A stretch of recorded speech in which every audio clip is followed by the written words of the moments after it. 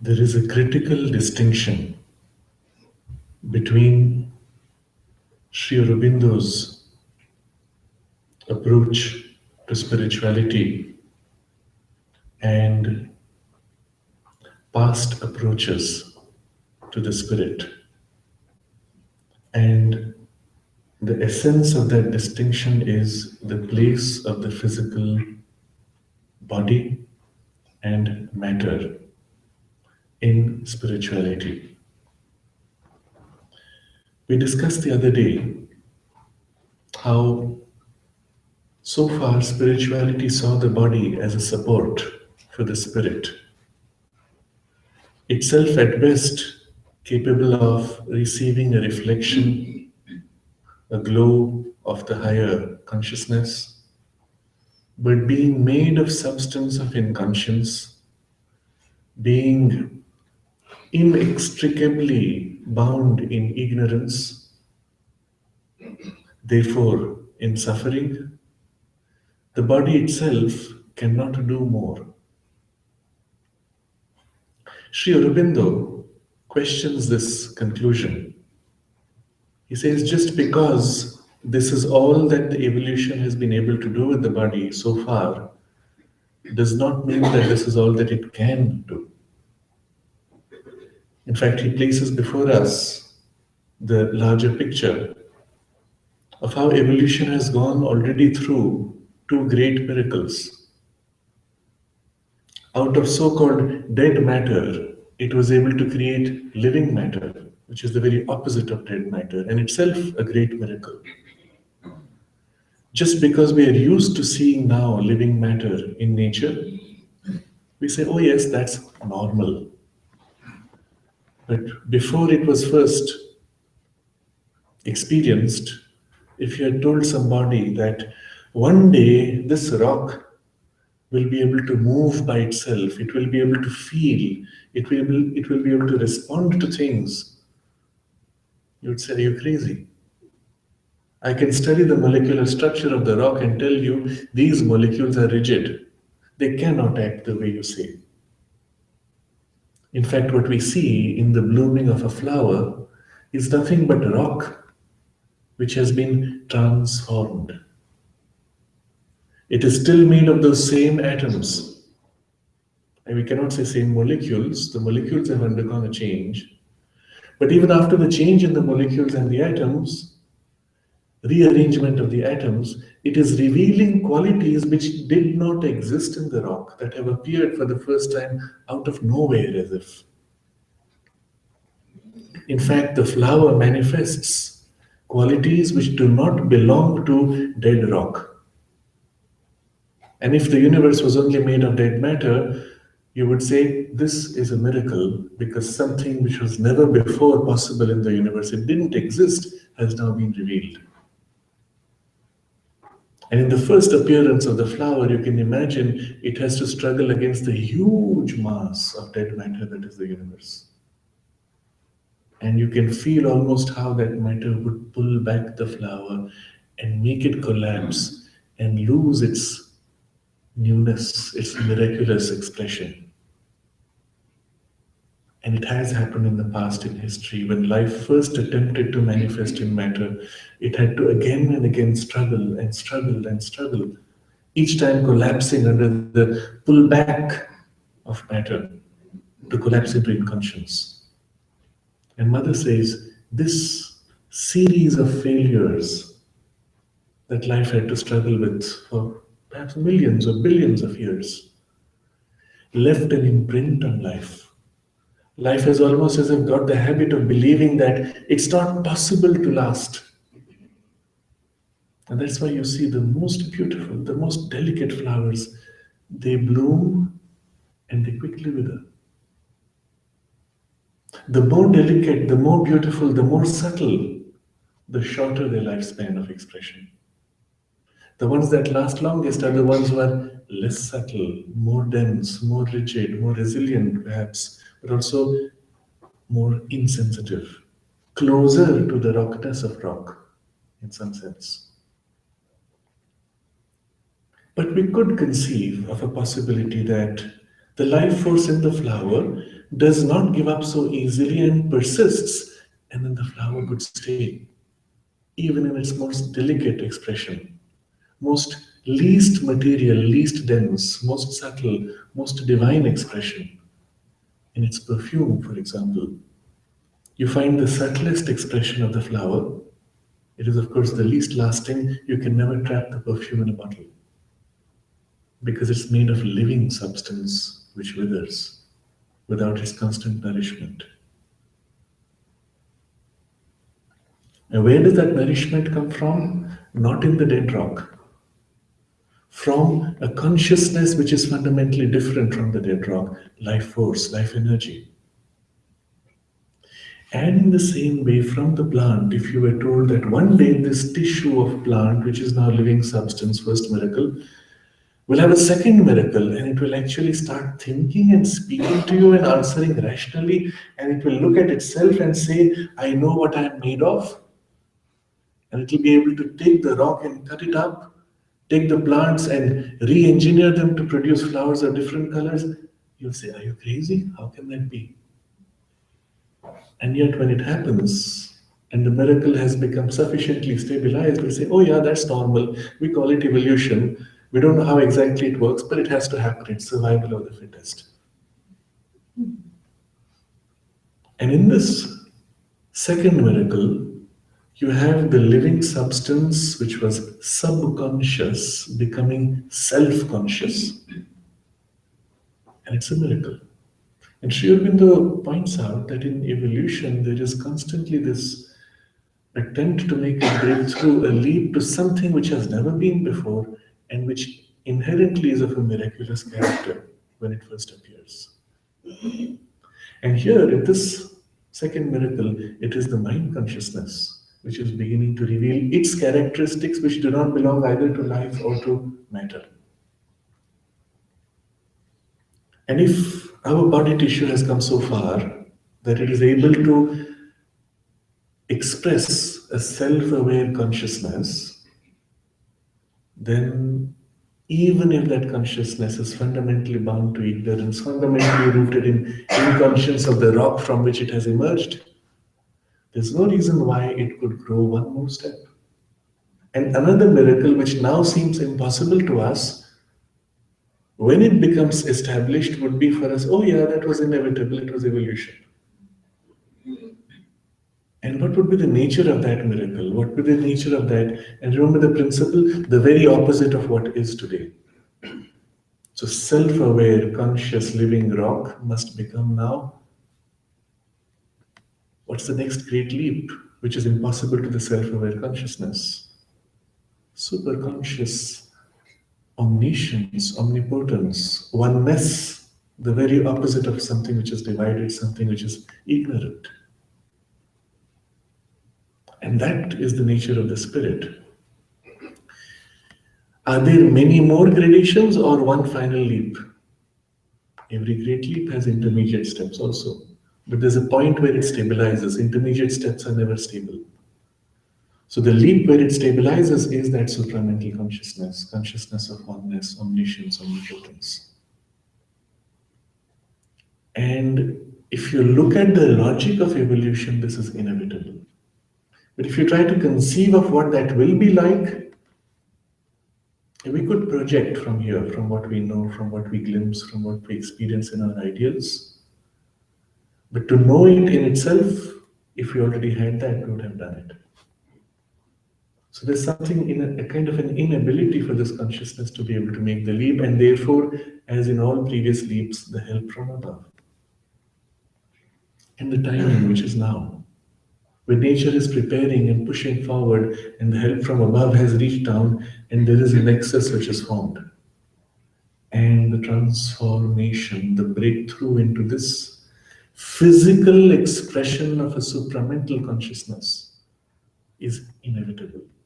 In evolutionary time, the mother asked Sri Aurobindo, how long will it take after the supramental descent for the appearance of a supramental species?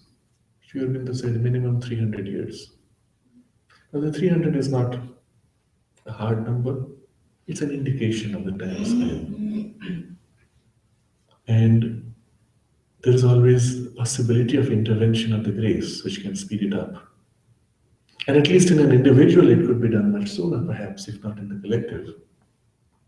That was the whole point of creating that space, which we know as Sri Aurobindo Ashram, where this whole effort could be concentrated, intensified, and the purity maintained in which the supramental consciousness could be directly received in a physical consciousness. Now, this link with the physical consciousness and the body, as I said, is the key distinction, which Sri Aurobindo says it's not enough to be able to rise into that consciousness and then you come back and you are what you were, maybe with an afterglow of something higher. That consciousness must now seize upon this body consciousness and transform it into its terms as life transformed rock into its terms, as mind transformed living tissue into its terms, and that's what makes for our body. And this body, therefore, will undergo a further transformation. Transformation is not change. There's a very big difference. Transformation is closer to alchemy, where iron becomes gold. That's transformation. But change is when you take chemicals, combine them, and iron becomes iron oxide, it becomes metal mixed with some others, expressing new properties, surely, but iron inside that mix still remains iron.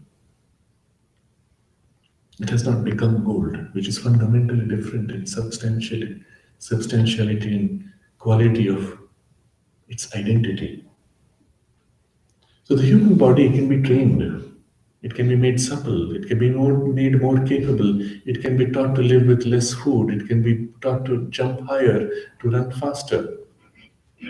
And the fact that in the Olympic Games, we are always pushing the limits of what the body is capable of shows you there's potentially no limit to how much you could train the body to grow in its capacities. But that's not transformation. Transformation is when the very substance of the body tissue undergoes such a radical change that you will not call it body tissue anymore, and yet it will be material substance. And the tissue itself will express that quality which belongs to the next step of consciousness. It's not that I am awakened in a supramental consciousness, and then my body substance is the vehicle through which it expresses. The body substance will share in the awakening of the supramental consciousness. Just as our body substance experiences the mind's influence and can behave in a mental way. So the linkage with the physical consciousness and the transformation of the body substance is central to the idea of a supramental consciousness manifesting and a new life based on a new consciousness being realized on earth. Of course, before that step takes place, and even if its completion may take many thousands of years, there will be many intermediate steps, each of which may involve some degree of partial transformation. And that's why we have to understand the word transformation in its full sense. You can have a transformation by the supramental consciousness, but you can also have transformation by all the levels in between, which we have discussed before. So you could have the higher mind now seizing on the physical consciousness and already beginning to awaken in it something which was not there before. You could have the illumined mind filling it. You could have the intuitive mind filling it, and the overmental consciousness, each transforming a step, a degree more, and a degree more. But the perfection of that transformation, its complete divinization, where it's completely free of ignorance, would be when the supramental finally completes that transformation. That may take whatever number of centuries, but the stages before can begin right now. And the very first step of that transformation will be your mind taking up the substance of your body consciousness and awakening in it its own higher mental capacities. Because right now, though this material has been transformed by mind, it is only the lower grades of the mental operation which are embedded in it. So, for example, you are able to learn to ride the bicycle. And in riding the bicycle, your body does a pretty complex calculation. We had a lecture in our school once by the senior students. By the bicyclist and unconscious physicist, that was the title they gave. And they describe all the physics involved in maintaining the balance when you ride a bicycle. Well, the body does not think in those terms, but it senses, it feels, and internally at a subconscious level, it calculates and keeps that balance. And all that is taking place at a subconscious level. But you could teach the body to become more conscious, at which point you would not have to train it mechanically. Okay, keep doing this until the balance is got. You could imprint on the body a certain need. I need to be able to do this. And the body takes it up and is able to do it. This is possible as we are today, without even a spiritual training. If there is a spiritual foundation in the training, it can open to much more. It can even open to an intuitive influence. There's the example from our ashram of many people in whom that had happened. Kapali Shastriya was one of the very early disciples of Sri Aurobindo, perhaps the only one who had attained to self-realization before he came to Sri Aurobindo. And he was given the work in one of the departments, in the construction department, where he had to handle the paints, which had to be mixed in exact proportions to get precise colors. And it is narrated how his body had become so intuitive that he could pick up, scoop out the paint, and it would be the exact amount to the gram. And he just had to pour it. There were other symptoms also in his physical consciousness, which were in that direction. There was another disciple who came in 1940, I think, who later became the head of the physical education department, Prananda. And there's a whole story of how he came, and Sri Aurobindo had told the mother that a person will come who will be an instrument of Kali, and his coming will mark the transition of the yoga in the physical consciousness. that is in the ashram itself. And it was his coming began the whole physical education department and things like that. Mother worked on him extensively. And at one point, he narrated how Mother said to him, "This evening you will play tennis with me." And this is a man who had just done bodybuilding, who worked on his body consciousness, but through bodybuilding. And Pranabda said, "But I don't know how to play tennis." Mother said, "Don't worry, I will give you the capacity to play." So he said, "I don't know what that means." He goes back to his office and pulls out a tennis book and starts reading the tennis rules. This is a picture of a forehand stroke, backhand stroke. This is what you do, this is what you don't do. Okay. And he goes in the evening, picks up the racket for the first time in his life and begins to play. And he plays like a professional. And everybody said to him, "We can't believe that you've never played before. You must have played, you must have trained." He said, "No, I've never done it." And he said it was Mother who imprinted in his body the whole capacity to play. Now you see what that means. When a professional plays tennis, he moves the stroke. He is not thinking, have I got the correct angle? Am I hitting with the right force? What's the rebound position? In his consciousness, he sees the ball coming. He wants it to go there. The hand moves and does it. That whole domain of the calculation and movement, which is almost automatic and spontaneous, has been imprinted by the extensive training. But what is imprinted is the instinct of the consciousness in the body, in how it should respond to the mind's intention of putting the ball there. Right? If that whole instinct of the consciousness, which is consciousness, can be directly taken and imprinted on another person, and the other person is capable of receiving that imprint, well, he would catch that instinct. And without effort, he would be able to intend it and the hand would move just as needed. Right? What is required is for the person to have the capacity to receive that imprint. And then for him either to absorb the imprint from another or for someone else to be able to transfer it into him. Now, this is not such a difficult thing if one has worked to develop the body consciousness, and especially if one has to intuitivize it. If that much is done, you can even invoke, because there's an intuitivized influence that can act on the body, you can invoke and pray to the divine and say, "I need to do this, give me this capacity," and it can get imprinted. A download. You see this idea presented in a dramatic way in a movie called the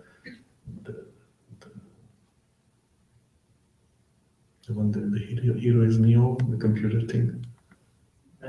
The Matrix, yes. In the Matrix. So this guy needs to fly a helicopter.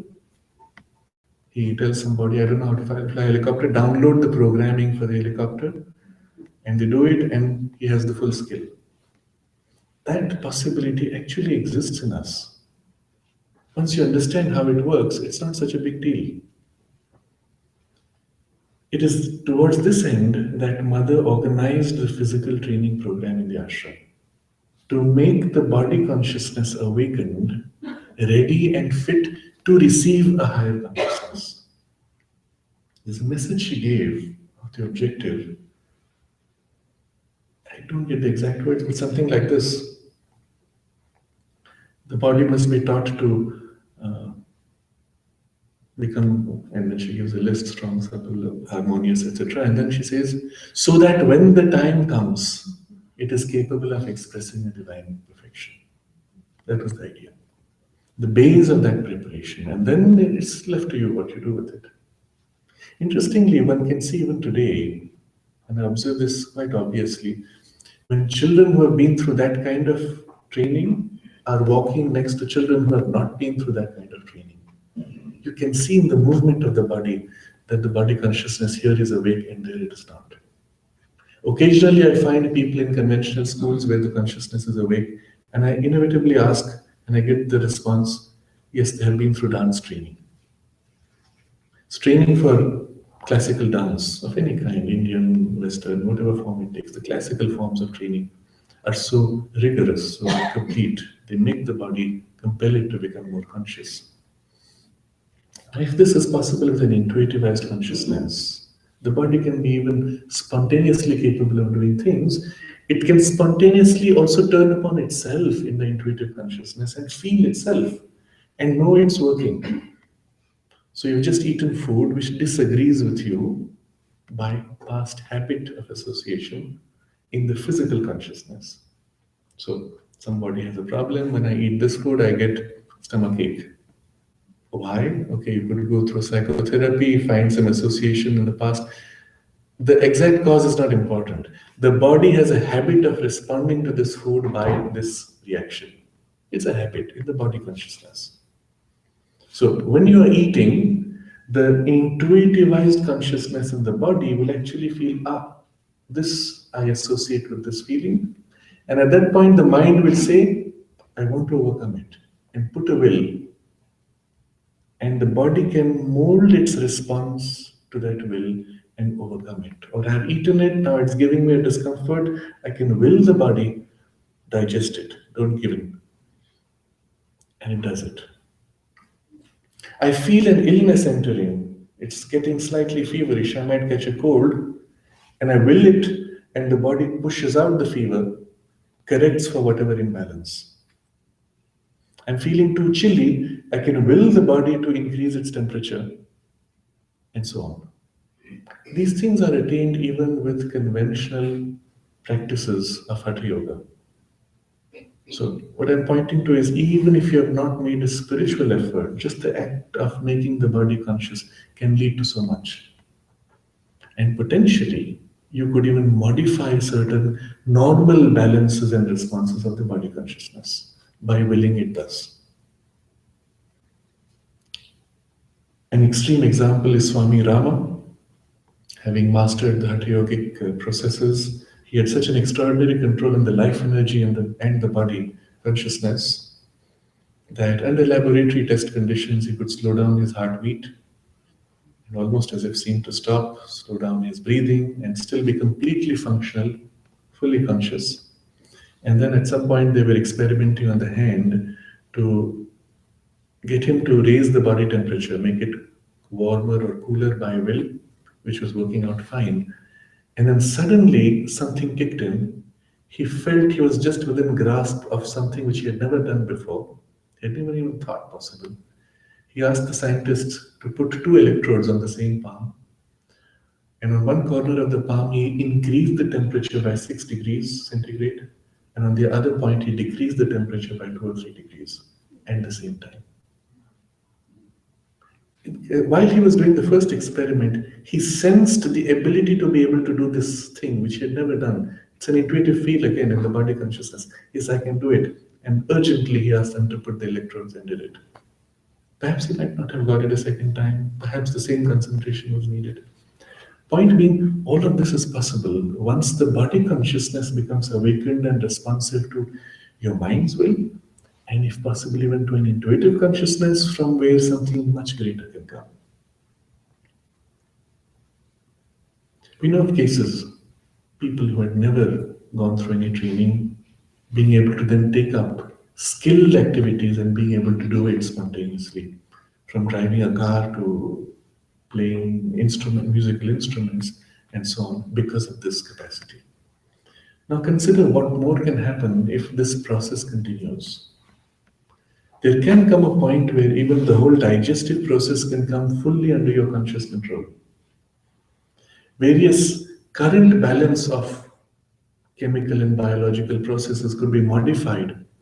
Body could be taught even to generate intense heat in a sustained way, now drawing not only physical resources, but on life energy resources, mind resources, intuition resources.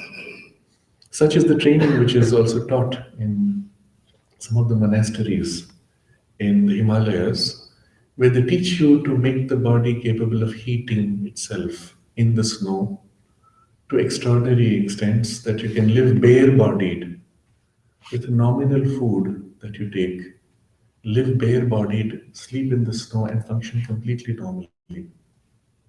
And it can be learned. But when a divine consciousness now begins to enter, the body becomes not only self-aware, but now begins to be aware of the divine presence. And the divine presence, it begins to feel around it, within it, and then it begins to respond to the divine will, the divine intention. And what would that be like? And Sri Aurobindo describes how the current biological framework itself is inherently limiting to any inhabiting consciousness. When the mind enters the body, it gets dulled. When the mind frees itself from the body, it's like a huge relief, a natural, free, wide working. But you come back into the body and it gets dulled. But if this body functioning can be made subtler, suppler, lighter, freer, less dense in its consciousness, then the mind could enter it and not be thus reduced. And Sri Aurobindo describes degrees, steps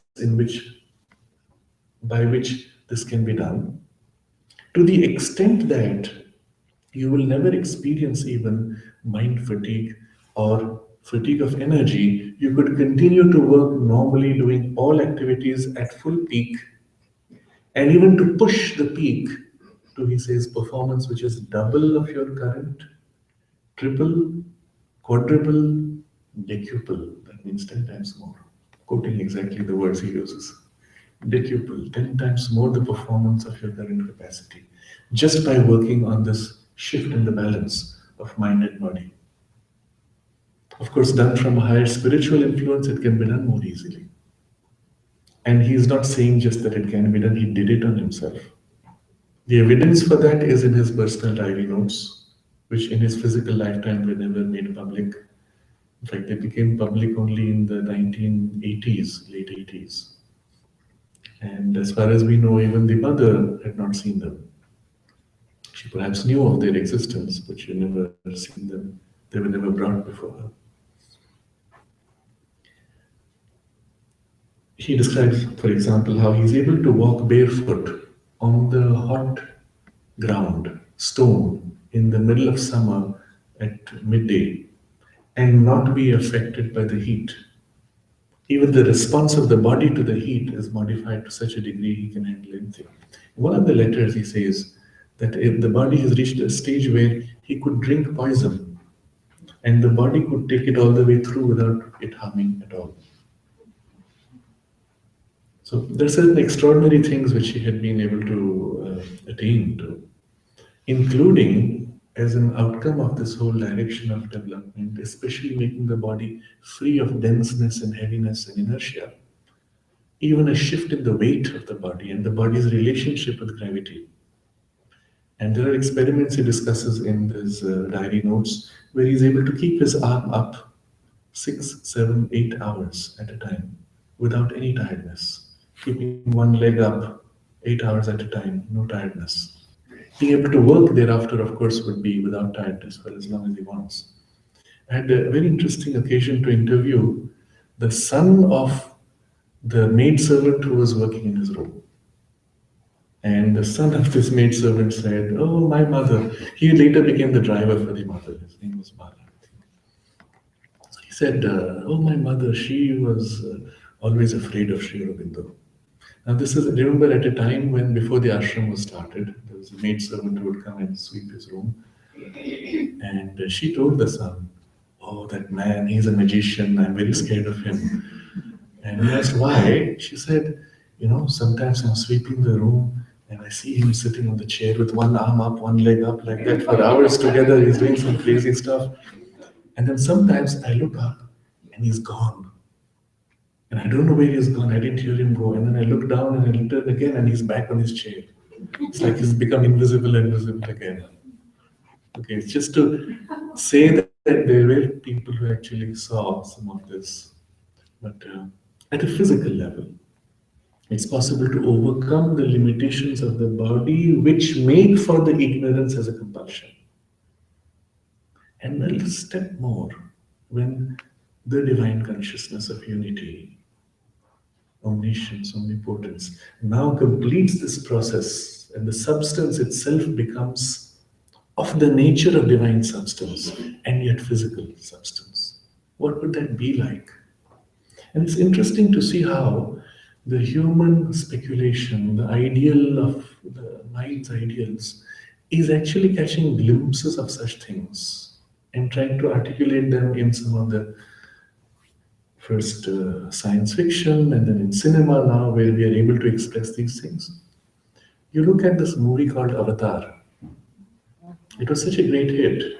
The story itself was okay, fight struggle between commercial interests and but the way the movie was presented and the images, the values, the culture, and the relationship with nature all had deep spiritual truths which were shown. That's what made the movie so special. It resonated with our deepest aspirations and ideals, and people who watched the movie didn't want it to end. They wanted to go into that world, because that is the subtle physical world. Is the world so close to the physical that it has the density of physical matter, but is subtle enough that with these eyes we cannot see. But when our consciousness shifts into the subtle physical and we are in the subtle physical domain, we cannot distinguish it from the physical. It is as dense, except that all the forms there can be are capable of expressing perfection. In this gross physical domain, perfection is almost impossible. Somehow things always seem to fall short, but there you can actually experience perfection. There are passages in Savitri where Sri Aurobindo describes the domain of the subtle physical. And that, he says, is the true physical. Because what's possible there is possible in the gross physical. It's that link which needs to be completed. And so you see in that movie, the plants not only seem to behave intelligently, they give off a light. They're translucent almost. They have an inherent light. This is the nature of things in the subtle physical also, especially in the higher ranges of the subtle physical.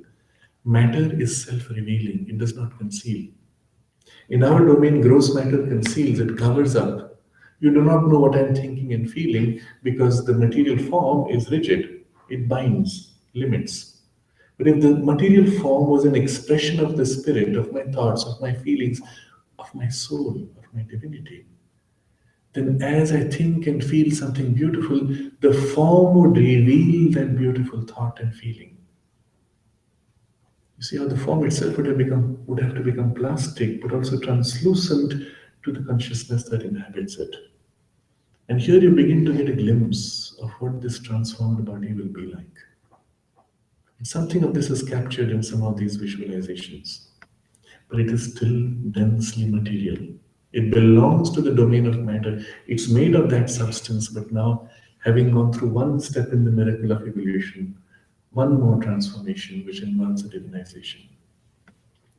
Now, this involves many levels, even in the physical consciousness. There is the general organic consciousness, the examples I gave earlier, that you could push the functioning of those organs, modify their relationships, digest practically anything that you could eat, because now the stomach and its digestive power is more resilient, more capable, 10 times more perhaps.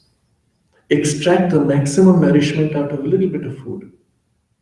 And so you need very little to get all that you require. All that is fine. But the organs themselves still need the food and all that.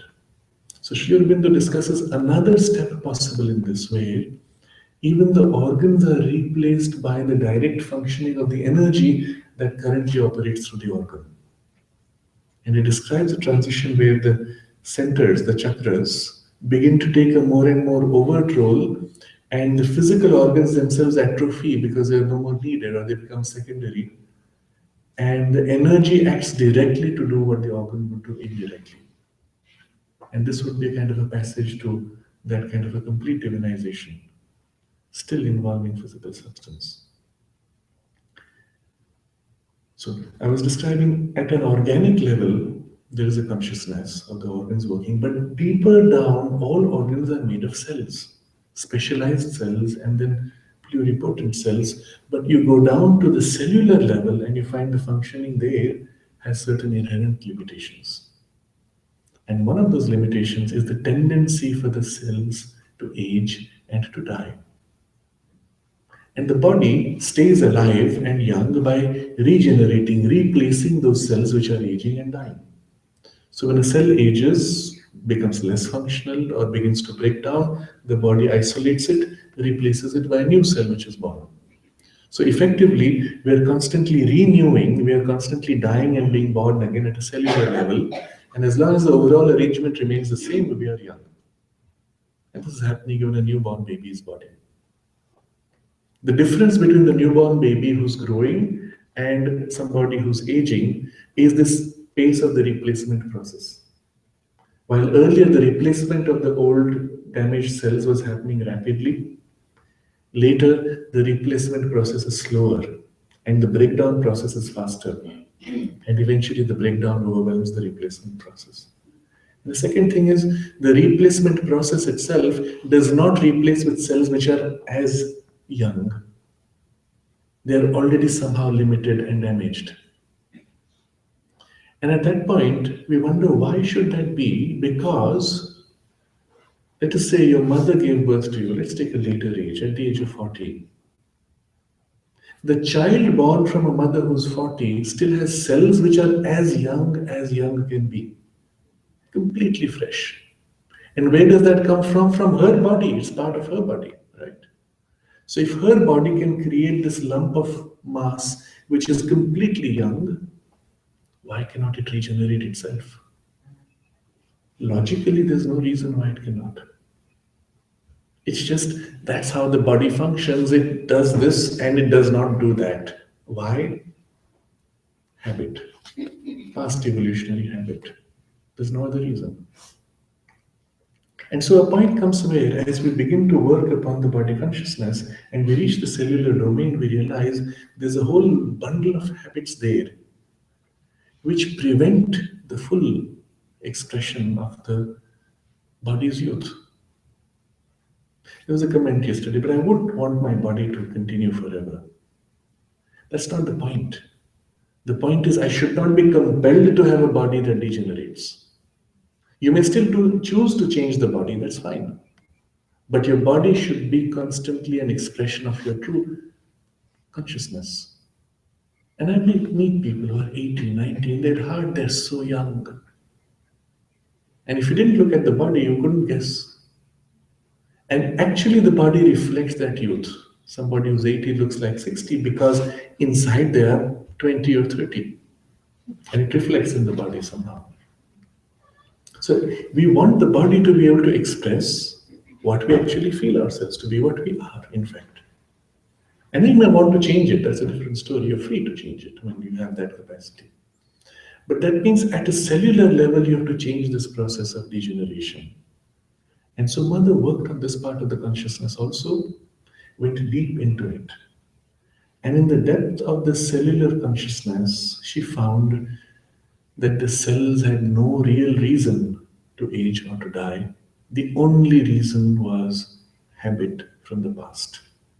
A habit from the past is not just my biological past, not my mother's biological past, not just my ancestors, but going back all the way to the earliest attempts of life force to form organized structures.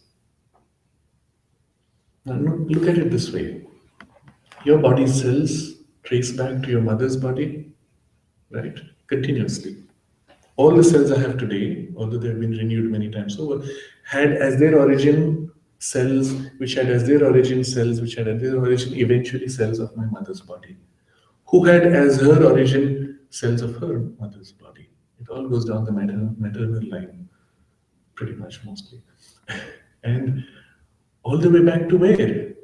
It does not end. It goes all the way back through all the ape species from which our body may have evolved, back through other species and plant species and the very first cells. There's continuity all the way, remember. And the memory of that early attempt of this life force to form cellular structures and bodies and being pushed back and failing, and then giving up in helplessness. That memory remains all the way through, even today, at the cellular level. This is what the mother found. I don't go too much into the details of her explorations. I'm getting to the essence, the conclusions of it. And then she said, can we change that? Because after all, any habit can be changed. At a macro level, we can change the habit of our thoughts, we can change the habit of our emotions, habits of our organic functions, and so in principles, all the way down to the cells, we could change the habit. The problem is when you change the habit in your thoughts, the part which is self aware in your thoughts is easy to reprogram, easy to change. The part which is instinctive, not aware, is harder to change, right? So when I get upset, I'm not conscious that I'm getting upset until it's too late. So it's harder to catch the moment. But if I could catch the moment when I'm beginning to feel angry, I could stop it there and change it. When my stomach gets queasy and I know I might not just digest the food I've eaten, I'm not able to be consciously able to feel the stomach, and so I'm not able to will it to do differently. I have to make it conscious in order to be able to will into it. So the key to changing a habit is to awaken the consciousness in that part and then imprint a new intent. And then repeat that intent again and again until a new habit is established. What's the difference between conscious effort and habitual? What does the repetition do? It pushes from the domain of conscious down to a level which is subconscious. So when you pick up a glass of water and have a perfect balance of it as you bring it to your mouth while talking, without even looking at it, you are able to do it, but the newborn child is unable to do it. He has to lift with full awareness, hold it with both hands, keep the balance, bring it to his mouth, and if at that point you distract him, a little will spill on the side. Between that period where he's learning and our adult period where I can do it without looking, was a series of repetitions where the conscious effort eventually settled at levels which are subconscious to me now, where they continued automatically. Right? So this is how normally things we do tend to settle eventually all the way down, even into cellular consciousness. But if you want to change it rapidly, you can't keep repeating 1,000 times and hope that it happens eventually at the cellular level, because you've had billions of years of cellular habit, which you're trying to undo in a short time of a few years. That's why it's so much more difficult at a cellular level than at an organic level. Unless you can enter the cellular consciousness and awaken it, and then you can consciously will it directly. And then imprint that will and get the cells to behave differently thereafter, permanently. The question is, are you able to get in there? And then are you able to bring in an influence strong enough to overcome the current habit? Because it's not enough. When my hand is shaking, I'm trying to will it to stop shaking and I cannot. The will is not strong enough. The habit, the resistance there is stronger. So it needs a consciousness which is powerful enough. And the higher you go, the more powerful, because closer to the origin of things. And this was the point Sri Aurobindo makes. In order to overcome the inherent inertia and inconscience and ignorance in the body, one has to go all the way to the supramental consciousness, which alone can overcome that entirely. Anything in between can make changes, but not make a fundamental transformation. But they prepared the way for that. In fact, the most critical of these, which prepares the way, is the influence of the psychic presence within us as it suffuses the mind, life, and body. Prepares the substance now because it awakens in the substance an aspiration to the divine, a familiarity with the touch of the divine, and allows then the divine action to act more and more directly. So from below and opening upwards through the psychic influence, from above a descending higher consciousness, and the two meeting working on it can make that change. And the mother did this in her cells. Not only she discovered the secret of their tendency to age and die, she worked to infuse the supramental consciousness in the cells and to awaken in the cells a new habit. And the habit to turn to the divine and to obey the divine will rather than the habit or the will of the inconscience. And she said, there's a whole description of the stages she went through, the struggles she went through. But she said finally she was able to get it to a point where there were large clusters of cells which were now beginning to aspire to the divine consciousness. and aspiring for the divine life. And even that some of them had accepted to not age and die. It's interesting, she's describing the cellular consciousness and she says it's not like an individualized consciousness, it's more like a group consciousness, a cluster at a time. And of course, there are parts in the body which are more awake, some which are less, and so on. In the way we look at the organization of the body in Ayurveda, they speak of 7 gradations of substance in the body, from the densest, grossest, least aware to the subtlest and most aware. And the densest are the teeth and the bones. Of course, you do not feel them if you touch them because they do not have sensation of or consciousness. But they're also the hardest and the longest to change. Yes. In the Christian tradition, we speak about the holy perfume. I heard from people being in the presence of the mother that it was a such fragrance that it was enormous. Is it from the cell going into change? Okay. Okay, so I will give a longer description first before answering your question. She speaks of how there is a sacred perfume, and in the mother's presence, people felt this perfume, smelt this perfume, and she's asking if it is coming from the cells. So, first, I want to give a background to this perfume. Remember, when speaking of the flowers, I said the perfume is the subtlest part.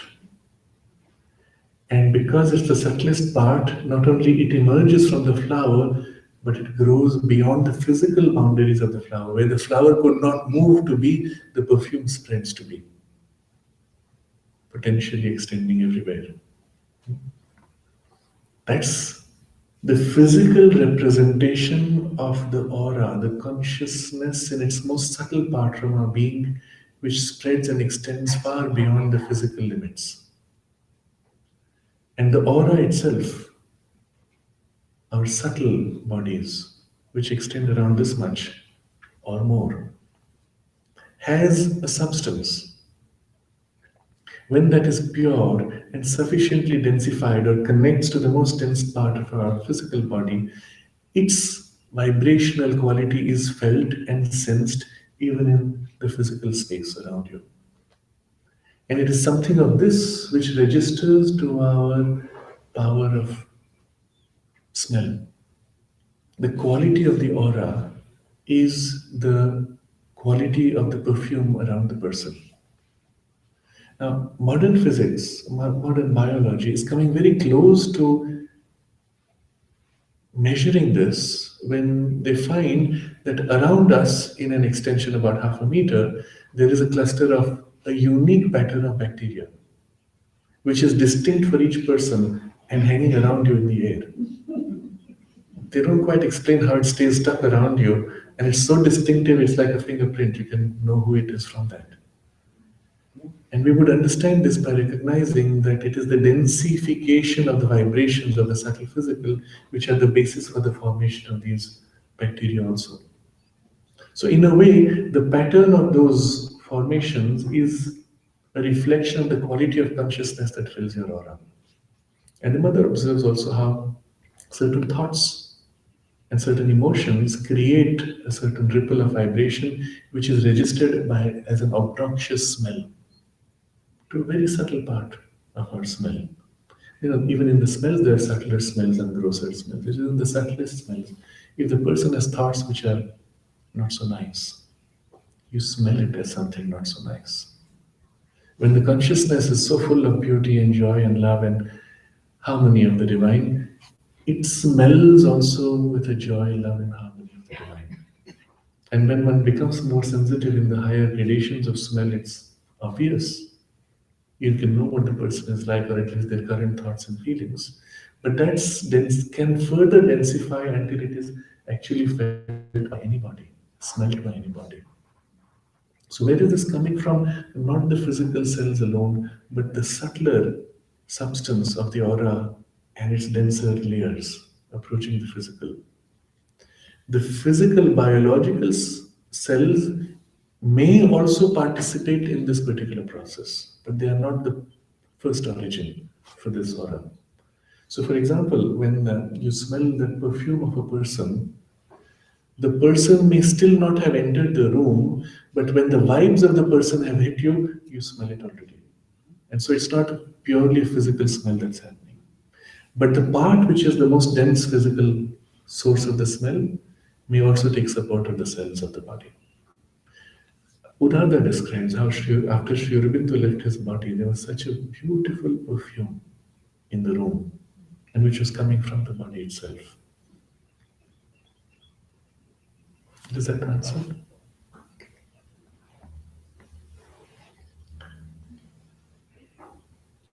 Yes. What causes damage to aura? What causes damage to the aura is anything which is inherently disharmonious expressed in the aura.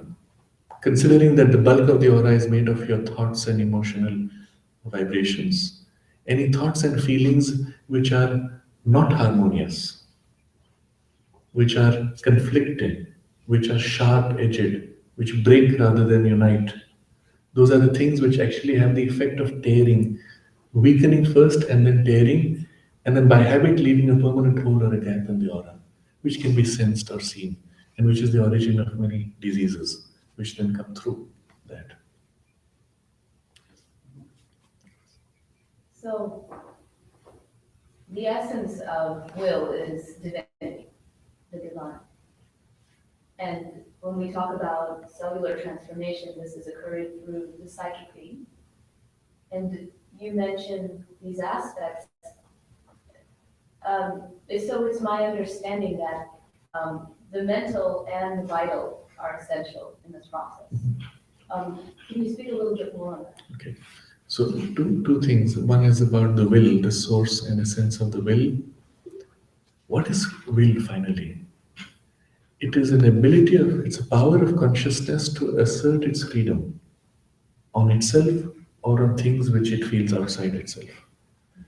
This power goes back all the way to the power of pure consciousness in the origin to freely manifest itself, express itself. Chit Shakti, conscious energy, conscious power. All experience of free will in us, however partial, however mixed, is essentially a reflection of that. That's why the more we become conscious and aware and free in consciousness, the more clear and formed and free the action of the will. Okay? But the problem is, in an individualized consciousness, our will can experience a sense of separateness from the divine will. We can assert our will in a direction contrary to the divine will, which of course leads inevitably to more complications. But when we consciously align ourselves to the divine consciousness, our personal will aligns to the divine will, and there is the spontaneity of the action and the harmony in the action. But the power of will is always a shared power, a reflected power of the original divine will, but can be distorted. The second question is about the different layers of and their influence and transformation. Recall what I said earlier. You can have an influence to change or to transform on any of these levels. So one could begin with nothing of the spiritual, purely by a mental effort to train and overcome. That's what most gymnasts and athletes are doing. But if you now tap into the spiritual consciousness, you can do so much more. There's a very interesting incident when in the 50s, there was this exchange program between India and Russia, and some of the Russian gymnasts who were then the best in the world had come to India on some tour, friendship tour. They came to the ashram also and demonstrated some of their skills. And the mother watched all that. And then afterwards she commented, if only they had a little bit of spirituality, they would have been like the gods. So in the physical consciousness, such an extraordinary perfection had been attained. If there was a little bit of the link to the spirit from the body consciousness, it would have been in the character of perfection, which is natural to the gods. So it's possible to go very far without anything of the spirit. But two things the spirit will do. It will bring into the body consciousness something which is not currently expressed. A glow, a beauty which is ethereal, which is spiritual. And when you see that in somebody, you know this is not just physical training, something special there. And it is very difficult to define it. If you have to define what is beauty, it's so difficult. And especially the beauty which is a reflection of the divine beauty, it has a character which you have no words for it, but it is so captivating, so deeply moving and satisfying. It's the only thing which really satisfies. And so a little bit of effort to bring that combined with the base of the physical possibilities from other levels would take us so far. But if the primary means of action is the spiritual, we could go so much more. We have photographs of some of the early children in the ashram school when they were being suffused by the mother's presence. They were not conscious, they were just playing around. And you see this glow of a certain beauty and a joy.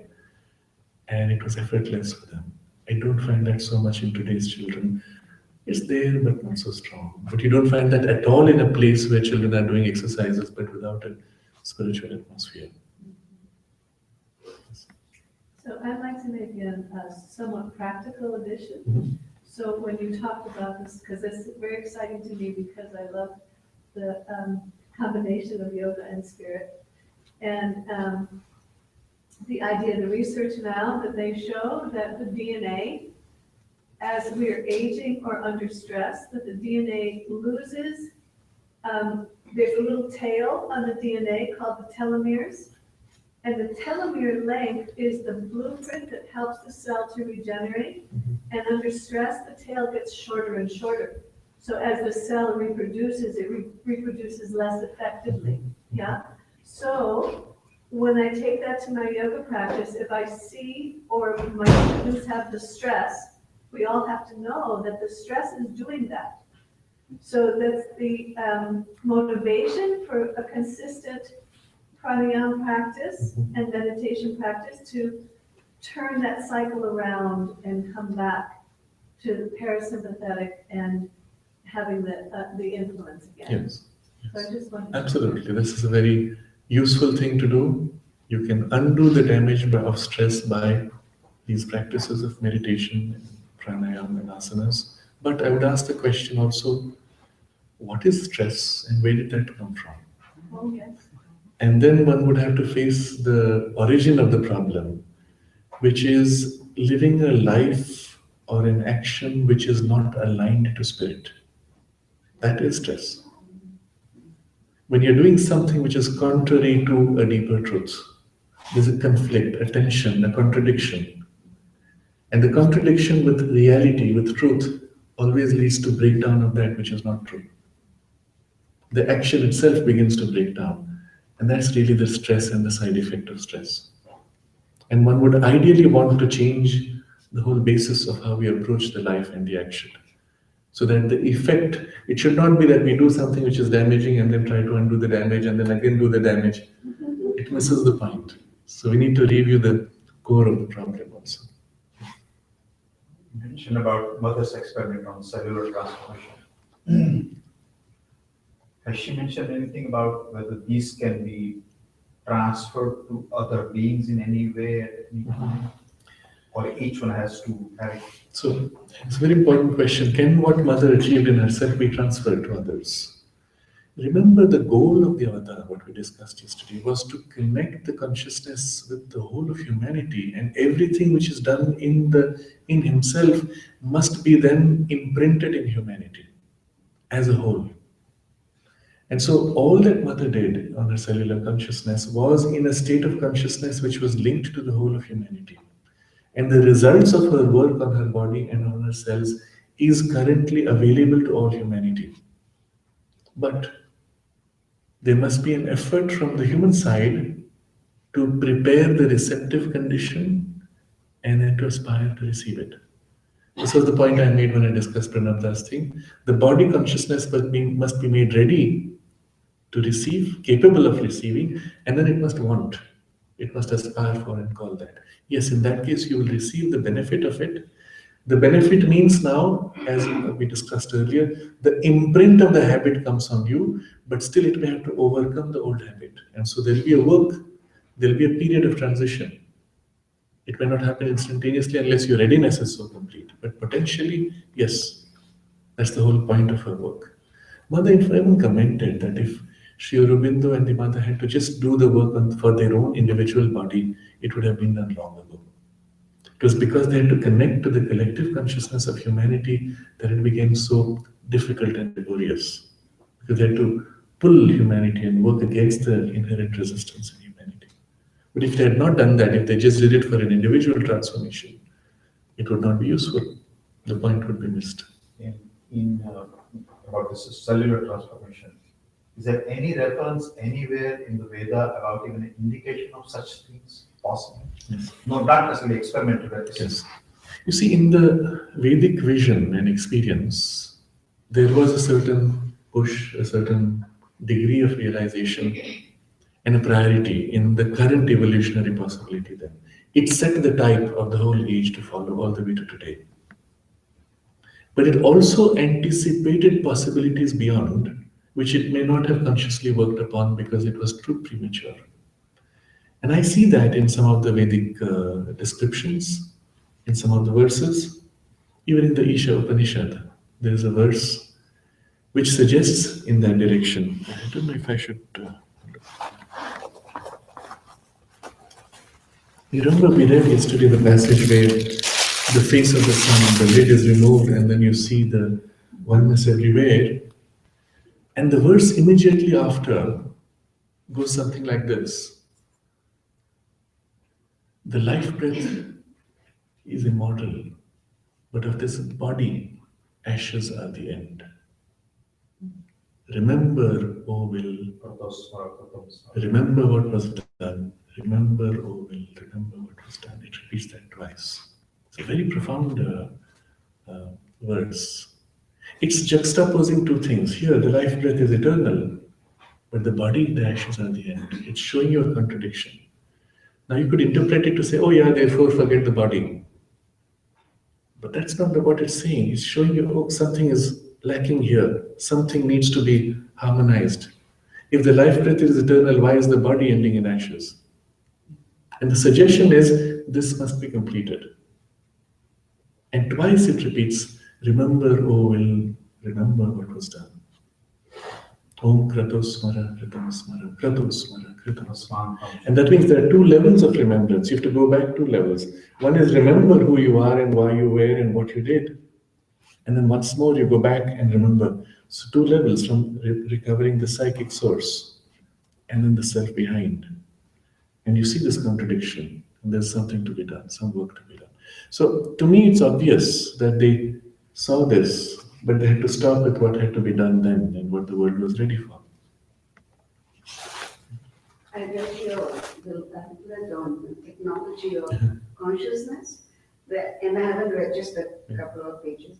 And there were two examples. One was about the thorn, in a rose bush with the thorns, and the other one about the thumb and the toe. Can you explain that? I think it was an American botanist who convinced a rose bush not to grow thorns by speaking to it, communicating with it, and saying, look, I'm here to protect you. You don't need the thorns to protect yourself. And eventually the bush stopped growing thorns. And the plant responds. If you can relate to it at its level and give it the conviction and consciousness, not the words, it's the connection, the identification, and then willing into it, And mother that did message. that, right? Mother did that. No, this was actually done by an American botanist here. Leonardo would know the name of that. And the action of the cells. Mhm. And the other example she's referring to is about the thumb. Once thumb which had been cut, was replaced by the toe thumb, and afterwards it changed its shape to become like the earlier hand's thumb. And this shows that the body is capable of reshaping itself according to some earlier memory of what its shape should be. And that memory is held in the subtle physical body. And that's why with Kirlian photography, you can take the photo of a leaf, you see the subtle body of the leaf, then you cut the leaf and take a picture, and the subtle body is intact, so the physical body is damaged. And you can photograph that. And it shows that subtle body holds the template of the gross body, and the subtle body is modified by your thoughts and emotions. You can will in your subtle body a change in the shape, and the physical body will follow eventually. And Sri Aurobindo actually worked on it and did that. He changed his body shape. In fact, how stem cell technology works, because the stem cells are very nascent cells. Yes. So the stem cell as a technology is only catching the current habit of nature and redirecting the habit. Depending on But where, the conscious will could get into the cell and do the same action directly, potentially. Yes. Going back to the roses, I lived in Puerto Rico some years ago, and in front of my house was a rose bush dying. And about a year later, I stood in front of it and I said, if you don't start blooming, I'm gonna cut you down to nothing. It started blooming. And I just now I realized, oh my God, I must have said the right thing. Absolutely. You threatened the rose into blooming. It's like what we were talking about, dying in Italy and Jamaica. Narad had another story. In his garden, he has a peach tree, but it needs a fertilizing tree. And this is a female, and it does not get fertilized, so it never gives fruits. And so one day he came and said to the tree, if you don't give me fruits, I'm going to cut you down. And he said that year it flowered and it gave all the fruits, the most delicious, full, rich bloom of fruits, and then never again. Once it was okay, and it continues. In fact, last week I was in London and I saw a rose plantation, bushes, no thorn. Yes. On technology, speaking of technology, you mentioned this amazing, possibility that we may outgrow our physical organs and instead, have the more subtle aspect of the organ. And it really makes me think of how we approach technology currently, in the world. And so some of the advances that are being made in bioelectromagnetic medicine are examples of that. And so you see some examples where things are just very misguided and, there's damage going on because there's not really that understanding of the subtle aspects of the body. So I'm wondering what your comments are on that, because we as humans right now, with the attachment to the material, have this tendency to create technology that is outside of ourselves because we can't believe we can do it, with divine will, with, the connection there. Yes. So it's worrisome for some of us, and I'm wondering what you think about it. So there's a whole line of experimentation that is replacing damaged organs by mechanical devices which function the same way. And it's interesting, it's useful, but the real technology will be when we can tap into the existing tissue of the body and regenerate the organs. And either consciously or even by technological stimulation, to change the pattern of habit or to utilize the habit now in a different context. That's what we're doing with nature when we use technology to. We take a tendency of nature and then modify the context of the tendency, but use that tendency as nature's habit to produce a different result. And this is what some of this technology of regenerating the organs is going to do. One of the things we're able to do is take an organ and grow it on another creature. On a rat, they've grown a human ear. If you could do it on a rat, well, why can't you do it on the human being also? But that's the interesting part. There are experiments where you take a line of cells out of the body, grow it in the petri dish, it seems to go on forever. They don't die. You put it back in the body and they start aging and dying. So there's something in the group consciousness of the body which has this habit, and we're heading to the point where we're facing this reality, and means will be found to overcome and change this. Yes. How did Mother imprint the supramental onto the cells? How Mother imprinted the supramental on the cells? First, by going up into the supramental consciousness and then bringing it down and then infusing it. Now, it's that simple as a process. But you can do this with your mind. So you become intensely aware of an intention, let's say your hand, to make your hand conscious, to make your hand aspire for the divine. You become intensely aware, intensify the awareness, awaken in that awareness that quality which you want. And then as you feel that awareness, You push that awareness onto the hand and infuse into it that awareness.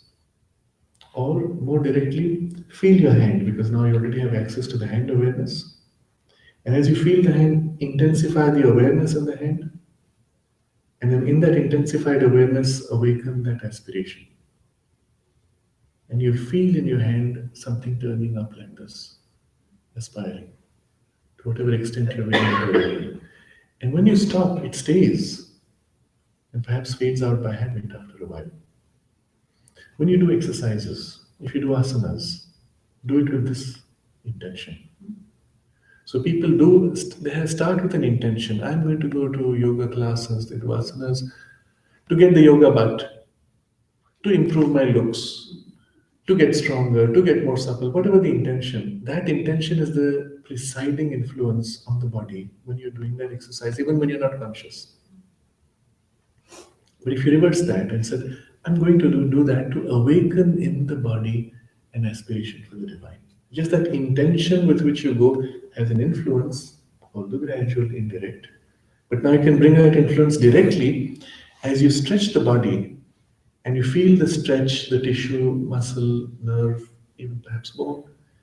You feel in that awareness and then intensify that awareness and then turn it up. And in the body tissue awareness, you are awakening something higher, an aspiration. And when done in this way, it is in fact an influence of the psychic aspiration which is being infused indirectly.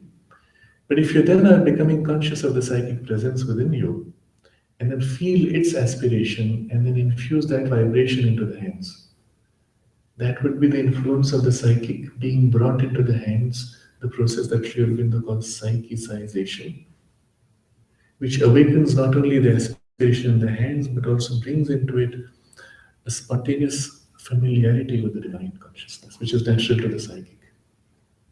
So the first way was the mind consciousness entering and awakening. The second way is the psychic consciousness, which you must already have a feel of, bring into, and it is much more profound in its effect.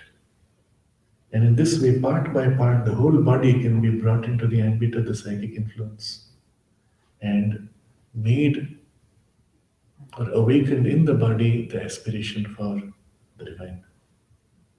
And it would be the beginning of a very important process which would follow.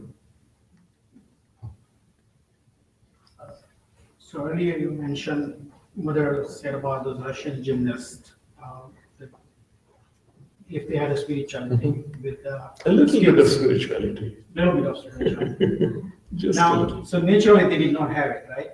But if you bring it to somebody's attention, now how can you start adapting and living with the spirituality, like do your yoga and any physical activity or anything that you do with the spirituality? How do you bring the spirituality into your normal practice? If you do the practice with a higher intention, you can do the same gymnastics to train the body to become an instrument to express the divine perfection and beauty. Just that intention to begin with already begins to bring in something different. And if it's in the whole training, it is done with that conscious aspiration, even a sense of consecration. As I'm doing this, I offer my body to the divine to make it a fit vehicle for his beauty and harmony. You do it like that, and that would be your spiritualization of the training program, gymnastic training program, and the body consciousness. Yes. You earlier said everyone emits a smell, or every person, You have a smell. Your aura has its own perfume. Yeah. Like every person also leaves a carbon footprint, like, in the terms of climate change, Okay. in the world we're living, like, I own an industry, I have something, I build a house, or my car emits carbon dioxide. So, what is the social responsibility that everyone has? Like, we are more talking about the internal, the consciousness alone. But when it comes to like what we take from the Yes, I earth, get your point. what is the You're responsibility? looking not only social responsibility, but also responsibility to nature and to planet and the universe and the divine. But if you look at this whole business of carbon footprint from a larger perspective, every animal is giving out whatever carbon dioxide, taking in whatever it is taking as nourishment, but also giving things which, in the balance of nature, everything is useful, everything is used by someone else. The carbon dioxide you breathe out is nourishment for the trees, and the oxygen they breathe out is nourishment for you. In the balance of nature, nothing is wasted, nothing is bad. Everything is part of a free flowing and growth of life.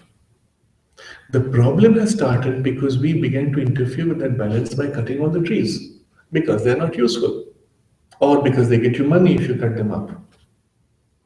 That's when the problem has started. So for me, the carbon footprint is not an issue at all. It is the destruction of nature which is the issue, the imbalance we are creating in nature, with nature, and with other human beings. Consider that we have enough food to feed the planet twice over, and yet people are going hungry. Why is that? Because in the whole machinery of our current economics, for me to grab and hold and allow it to be destroyed in my godown is more beneficial to me, but I'm not thinking of what's the benefit to society or to species or to planet. And if I thought of that, then I would just say, well, I take what I take and I give to those who need. And there's enough to feed everybody. So the whole problem is really not about carbon footprint, which is a symptom of the problem. The problem is in the way we are relating in terms of consciousness with others and with nature and with the universe. That's the way the correction is needed. So we have to stop one question. Yeah, so you talked about vibrations. You talked about how you get vibrations when you meet someone. Can you help us understand what that really means? Is it like an emotional experience? Is it like a physical jolt? So what does it really mean when you say you get vibrations? So we often use this phrase very loosely, oh, that fellow has strange vibes. What is it we're sensing? We sense those strange vibes even at a distance. The guy walks into the room and you say, oh, where did this guy come from? Which planet did he come from? What's this stuff? Or the reverse, oh, this is such a nice person. I like him. I'd like to be near him. And it's at a distance. So there's something which is impacting you at a distance. We tend to look at ourselves through the physical side, and so our body ends here. But if you look from the inner side, the subtle side, then our gross body ends here, our subtle body has many more layers. There's a subtle physical layer which is about this much, and a still subtler, and a still subtler, and then there is a zone about this much, which is what we call our personal space. When we're sitting alone and someone walks in behind us, if he enters the personal space, it's as if we have been touched, and we feel like an invasion, an intrusion, right? That's the range of the conscious, more conscious part of the aura, but there's a still subtler part which extends much further, which can be sensed, or a part in you which is on the edge, which can enter in contact with the aura of another on that subtle level at a great distance, even in thought sometimes. Somebody speaks to you the name of someone, and if you're sensitive enough on those layers, with the name comes a certain vibration. And if you're sufficiently sensitive, you can already say, oh, this person is like that, because you felt his vibes. So in that most extreme part of the aura, there's even a breakdown of space-time. You can feel things at a distance. So let's not go too much into that because that may confuse you. But in these layers, which are more accessible, more in the immediate domain, as you approach a person, your aura is already touching the other person's aura, entering your aura. It's like something of him has got inside you. Imagine if someone put a hand inside your mouth. What would it feel like? That's what's happening on a much subtler level where we are not mostly conscious. But the effect of that is registering on all these layers which are more conscious. And you say, oh, some weird feeling. Oh, such a nice guy. You've not even interacted, you know nothing about, but the vibes make you feel so good. And so this is the level where there's a contact in substance on the subtler level, substance of mind and life force. And even at this level of the denser, subtle physical aura, and also at that level you can catch infections. You interact with a person. Now this is not a microbial infection, but a psychological infection. He was depressed. I gave him a lot of goodwill. I come away and 2 hours later I find myself in a huge depression. Where did that come from? I don't realize. While I was busy trying to help the person, I got the infection from the other. The other person got my freshness. Now he's free. The infection jumped into me. So you, or the reverse. You are depressed. You meet someone and you find the whole thing lifted and you're free. And so often those who live more in the spiritual consciousness and who are more aware there and are more full of positive energies there, they can influence you and change your states internally. They are conscious of your state and can shift it. You may not be conscious, you just come away, I feel so good when I interact with so and so. That's it. But there's actually an exchange, an interchange, a substance involved. So vibes are not just an abstraction, they're literally a substance of subtler substance. Last question of this. Okay, last question. Last question. We talked about developing a body consciousness and then mental. Could you talk about the vital consciousness, how to evolve those things? And so that there's more positive vibration and a better vibration. The life energy in us also can similarly be developed and transformed. We took the body as the reference because eventually the highest consciousness has to be manifested all the way into the most material. And that's where the culmination of the transformation is. But well before that, the mind can be transformed and awakened, divinized. Even the life energies can be awakened and divinized.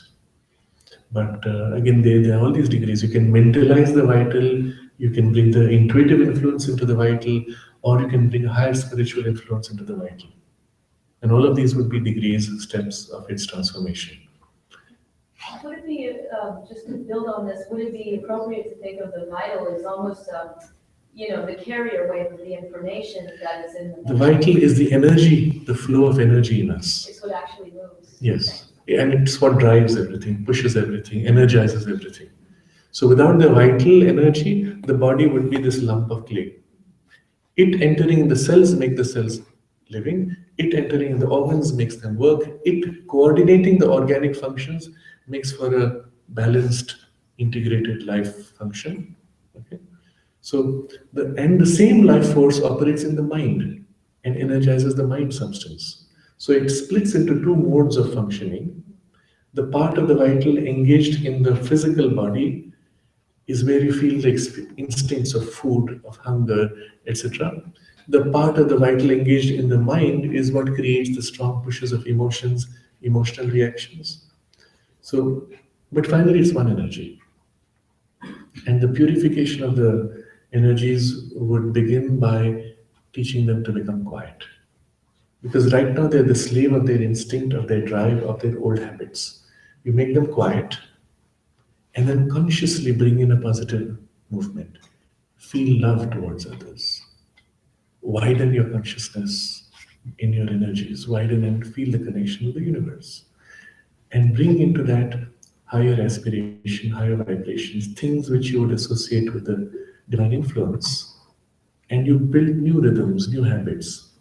So somebody comes and is nasty to you. If your vital is already free of the habit of reaction, you'll say, oh, poor fellow, and put a burst of love towards the person. But if it has not been transformed in this way, you get the nasty, you get a reaction, I'm angry, I'm upset, and a clash. So it's a process of culturing, the way you would culture your thoughts, you culture your emotions, and eventually the body. So we have to stop now. There was a request for the meditation. We will do that later in the evening, perhaps. You have time now?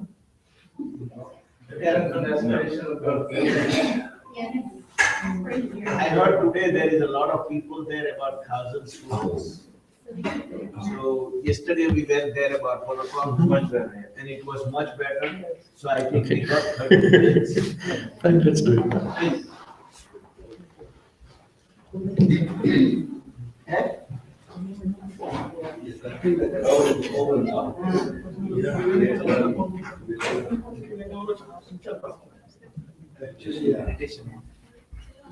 It's optional, only for those who wish to leave. It's fine also.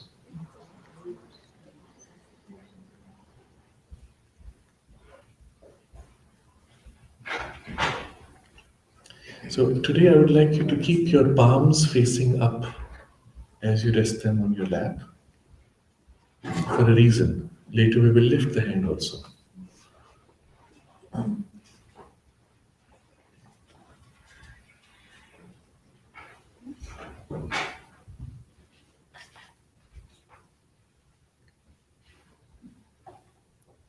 Close your eyes. Take a slow, deep breath. And as you breathe out, relax your body and relax your mind. Let all the worries of the world fade away into the distance as you center your attention deep in your heart, becoming conscious of your deepest aspirations, like the glow of a flame deep within.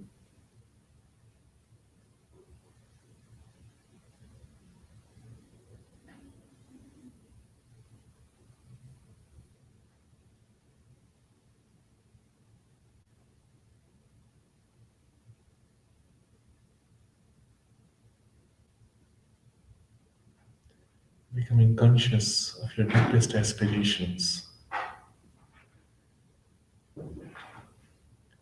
deep within the heart, like the glow of a flame, gently growing,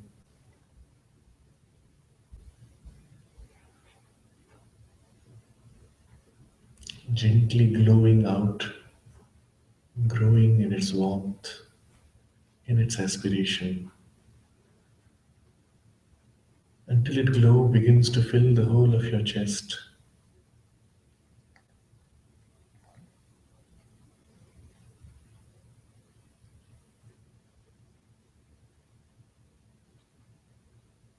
Like a gentle warmth, soothing, quiet, still, peaceful.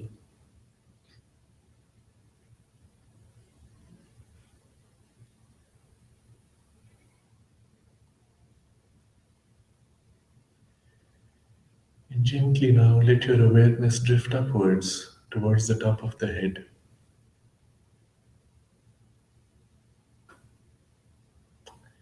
Slowly gathering all your awareness at the top of the head.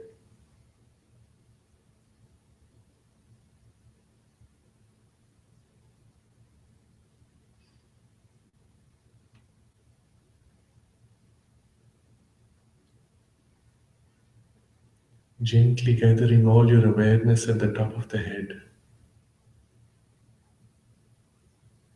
and turning upwards, opening upwards, as if the top of your head opens out, becoming conscious of the vastness above.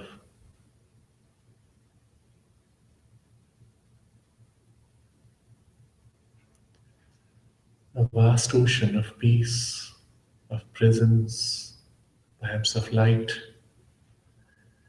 becoming conscious of the vast ocean above the head.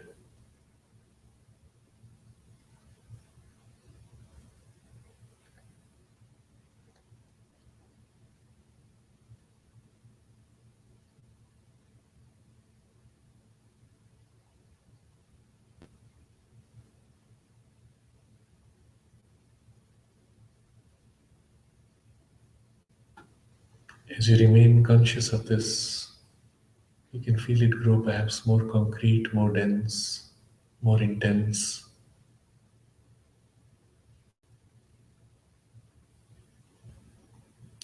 And gently let your awareness drift upwards, like a drop, gently merging into an ocean.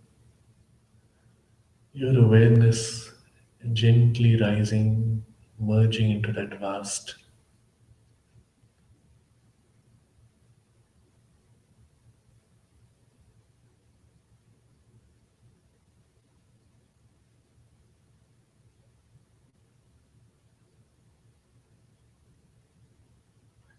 And you let yourself gently dissolve into that vast,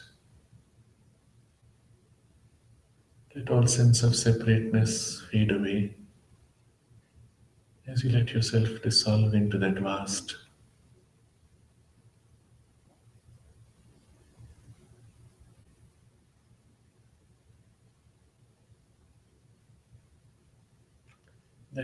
vastness which is vastness of the divine consciousness, vastness of the mother's form,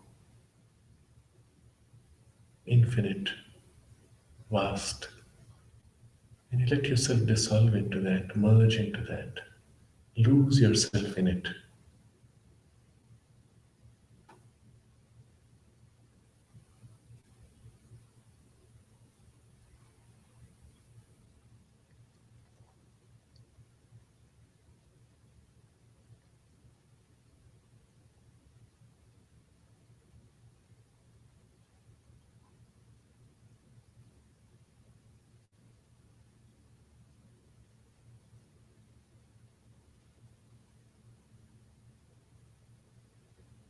And gently, very gradually,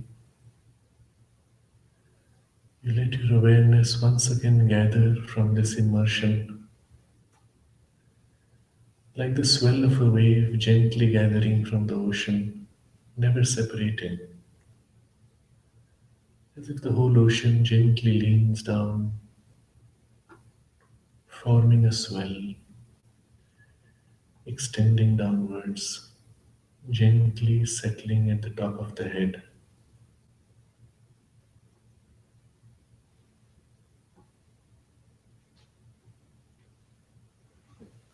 Until you feel this gently pressing at the top of the head, a gentle swell of the vast ocean pressing at the top of the head, and then slowly let it flow down, filling and surrounding the head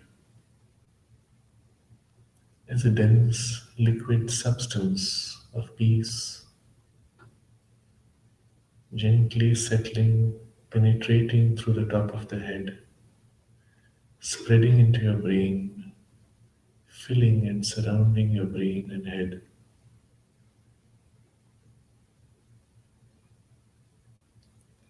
And let it continue to spread downwards, gently spreading its soothing sensation of dense liquid peace.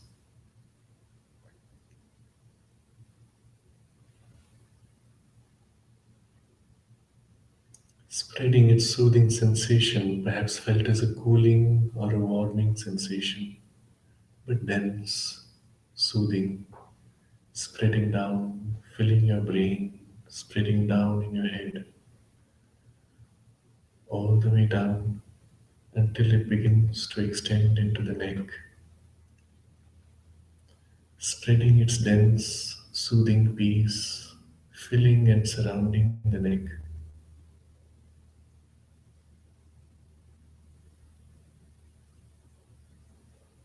And gently settling on the shoulders and penetrating down into the chest.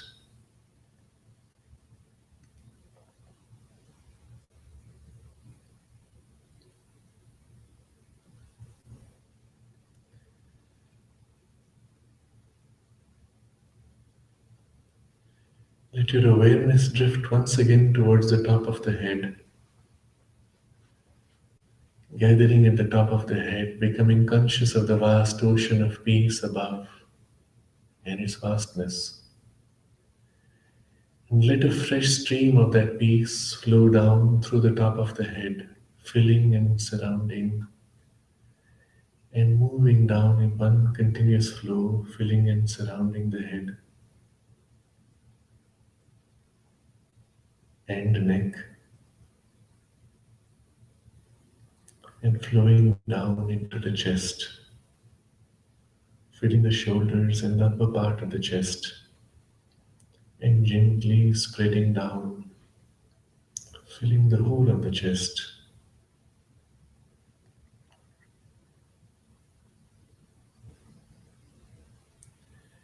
And slowly overflowing through the shoulders into the arms, flowing down through the upper arms, spreading a soothing sensation, perhaps cooling or warming, and flowing down into the forearms and hands, where you can feel the denseness of this liquid as it fills your hands, fills your fingers, until your hands and forearms feel almost as if they're heavier, more dense, as if swollen.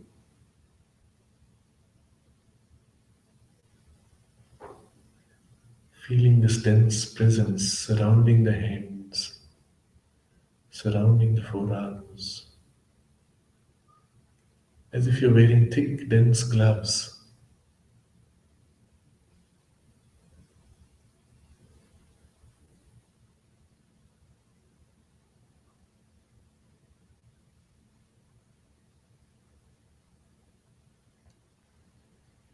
And gently once again let your attention draw towards the top of the head, becoming conscious of the vast ocean above, and let a fresh stream of that ocean flow down through your whole being in one continuous flow,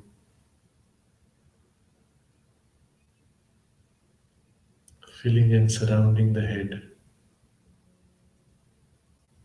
neck, shoulders, chest and arms, and flowing down into the abdomen,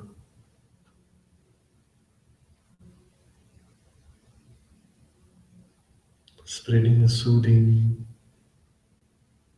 dense, liquid peace down through the hips, into the thighs, down through the knees, through the calves, all the way to the feet,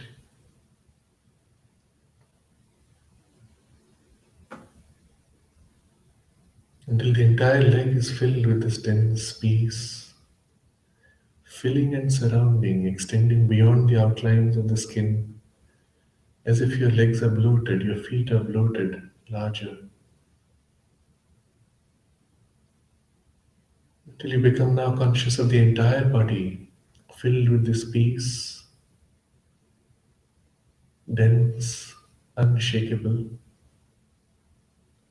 soothing, cooling or warming,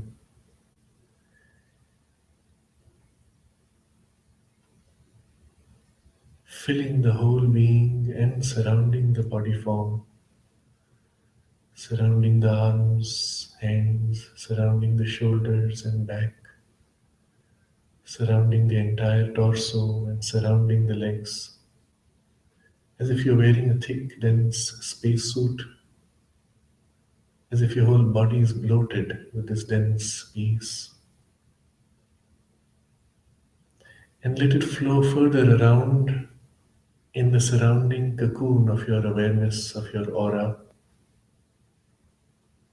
Let the peace fill the whole aura surrounding you.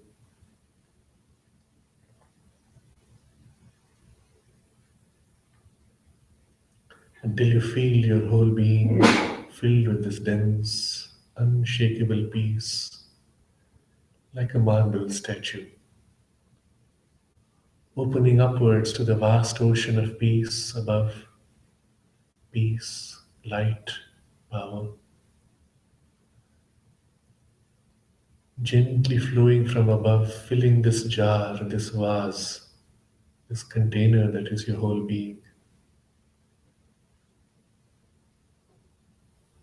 And flowing down from above in a single movement, filling and surrounding your head, neck,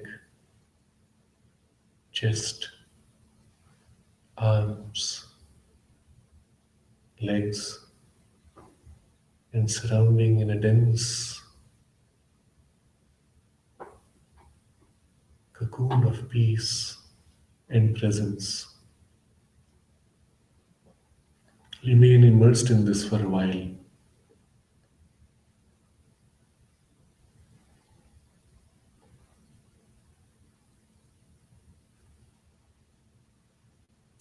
Notice your thoughts are naturally silent, your emotions are silent, your body is still, effortlessly.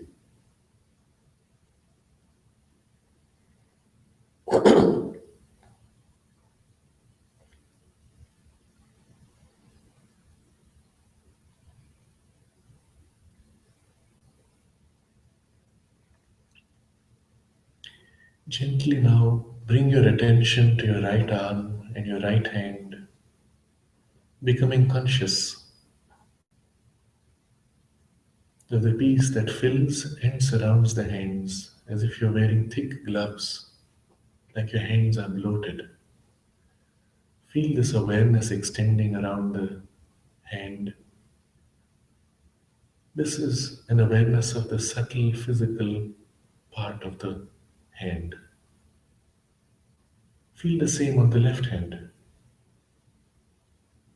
conscious of that bloated extension around the hands, as if your hands are swollen or wearing thick gloves.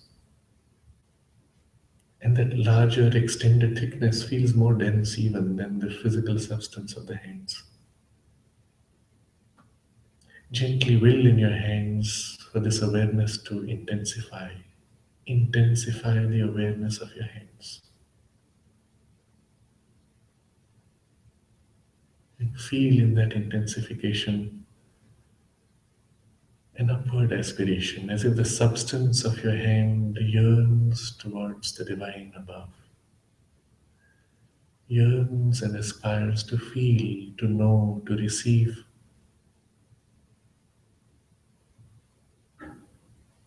the divine peace, light, and love. And let your hands' awareness gently turn upwards like a flame in aspiration, invoking the peace and light and love, offering themselves as instruments in service of the divine.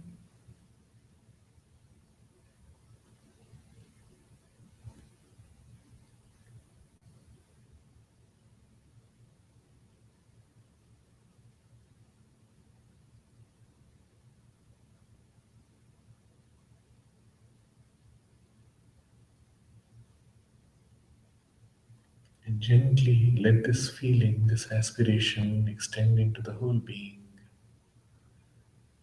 as a general feeling in the whole body, as if your whole body becomes more intensely aware and turns upwards in aspiration, aspiring for the divine peace, light, and love to descend from above and fill it, infuse itself in it, in the substance of the body.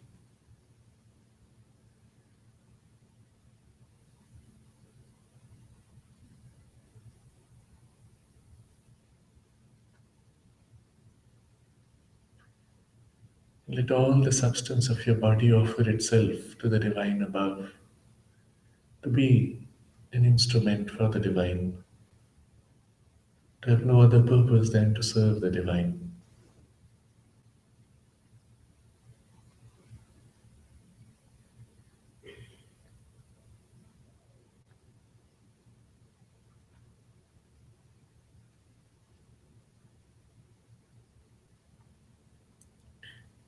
And gently now, gradually, bring your attention to your right hand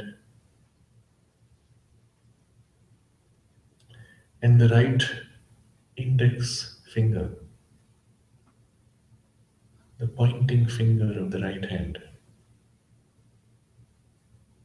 Conscious of this dense extension around the hand and of the finger, and very slowly, very gently, let your pointing finger slowly move as if to point, as if separating from the other fingers to point. But feel the bloated extension around, the dense, subtle physical layer around, and feel it extending beyond the fingertips. Notice that it extends well beyond the fingertips to a great distance. Try to feel how far it goes. The subtle physical substance of your finger extends beyond the fingertip to a great distance, perhaps even to infinity, as if. And now, very slowly, very gently, you will lift your right hand or let it rise of its own. And the goal will be to slowly move it, very slowly, with the finger pointing, and to bring the pointing finger to touch your forehead very gradually over a few minutes, slowly. Very slowly, over a few minutes, let your hand slowly rise and slowly turn to point towards the forehead, but from a distance.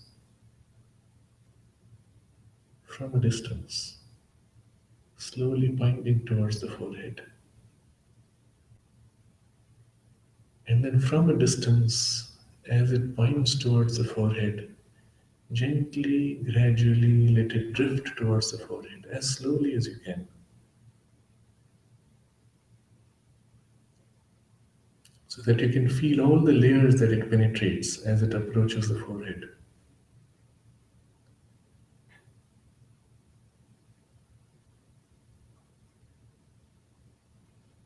You will notice your finger as if penetrating layers and layers which are more dense. But you will also notice as if something of the finger's extension is already inside the head, but layers of that also penetrating inside. Notice all these subtle layers as your finger approaches the forehead.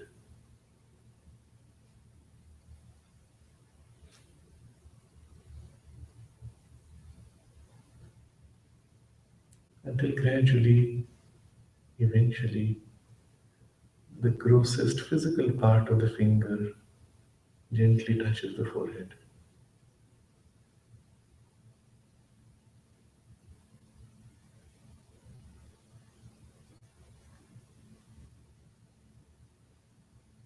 And it's a bit of a surprise when it touches. And once you've touched the physical finger to the physical forehead, you can let your hand come back to rest where it was. It was just an experiment to notice the layers and layers of the subtle substance that the finger had to penetrate before the physical part touched. And now we bring our awareness back to the whole physical body and the subtle physical layer around it. And then becoming conscious once again of that flame of aspiration deep within the heart. Let your attention gather in that, the flame of aspiration deep within the heart, becoming conscious of it. And as you grow conscious of it, let it extend, let it grow, let it fill your whole being. That your whole being shares in this aspiration. And let all your awareness gently turn upwards, aspiring to the divine above. Aspiring to the vastness of the Divine Mother above. Aspiring to the peace and the light and the love of the Divine Mother above. Giving yourself entirely to her.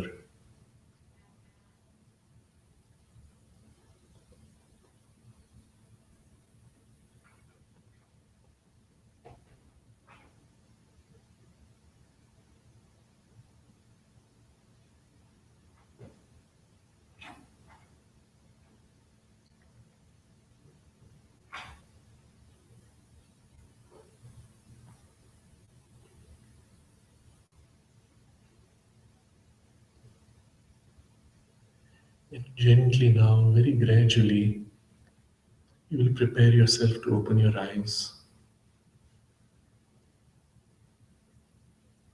And try to maintain this awareness of the upward aspiration everywhere, of the subtle physical extension surrounding your gross physical body, even after you've opened your eyes.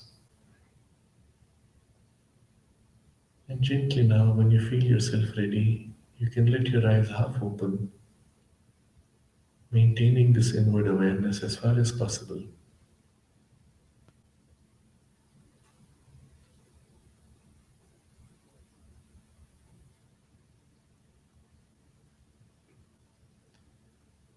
Until with eyes open, you're able to feel the subtle, physical, dense layer around the body, around the gross body.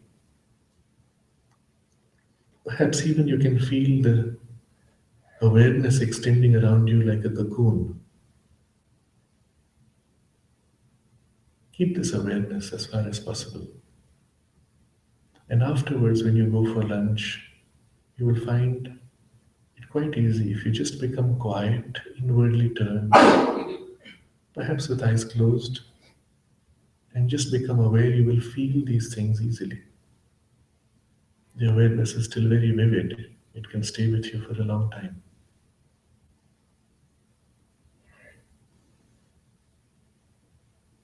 Remain like this with eyes open. It's important to extend this experience with eyes open. Although it's tempting to keep the eyes closed, take the trouble to open them and keep this awareness with eyes open.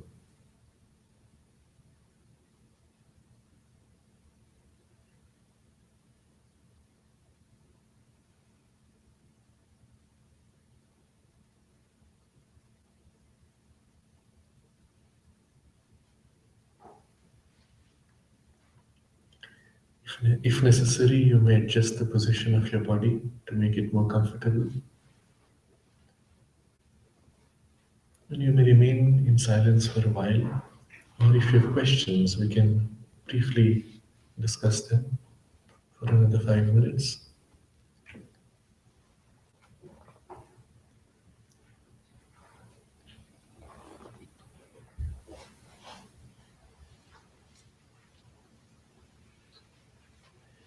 Did you notice when your finger was approaching the forehead how many layers it had to cross? You could feel distinctly the finger moving through layers, and then as if something of the finger already entering your head, and layers of it, denser and denser fingers entering, isn't it? And the last part you thought you had already touched, and yet you could go on. That was the densest part of the subtle physical. And finally, when your gross body touches gross body, it's almost an anticlimax. It feels so fickle, isn't it? Because the dense, subtle physical is actually more dense, more vivid, more real than the gross physical. Sometimes it looks like an imagination rather than the perception or feeling. Is it So, the same or? when you are more centered in the physical body substance and awareness, the subtle feels vague, unreal. But when you are more in the subtle substance, subtle body awareness, your gross physical feels vague, unreal. Because they're so different in vibrational density. So when you are in that state, the gross body feels vague. When you come back to the gross physical sensation, especially opening the eyes, at first suddenly all that fades out. You close your eyes and again you can feel it. That's why it's important to extend the awareness with eyes open. Then you can keep it like this in your daily activities.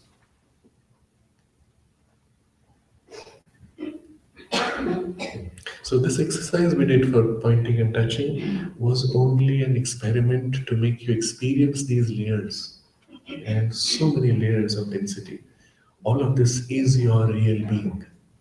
The gross body is just a tiny layer in the most dense part. All this stuff is part of you, is your body, your whole being. And so much more happens in these layers than the gross physical, and we're unconscious of them. And as through the process of the yoga, you become conscious of these layers, you become conscious of what's happening there, and then you're able to operate on all these levels simultaneously. So, for you personally, when you follow up the descent of the peace, the awakening of the aspiration, etc., that's much more important. Becoming conscious of these subtle layers is good. The hand pointing process was just an experiment, it's not necessary to do that. And You can see how by shifting your awareness, you can acquire awareness of these things. You do not need any techniques and methods. And this is the direct method that Sri Aurobindo recommends, turning the attention and becoming aware and doing it directly. You don't need to do long periods of asanas and breathing or Tai Chi exercises to become aware of the subtle body. You just shift attention and you're there. So when I did this once with a group of Yogasana teachers in Switzerland, about 80 or 100 of them, afterwards one of them came and said, every day I do 2 hours of Tai Chi exercises. At the end of that, I'm able to feel this swollen extension of the subtle body. And here we just concentrated, we went up, we came down, and poof, it was there. It was so easy. You will notice in all the martial arts, they have complex exercises to awaken to this awareness. That's what Tai Chi really does. But you can get to it directly. Those methods are useful when you're not able to concentrate to get to it directly.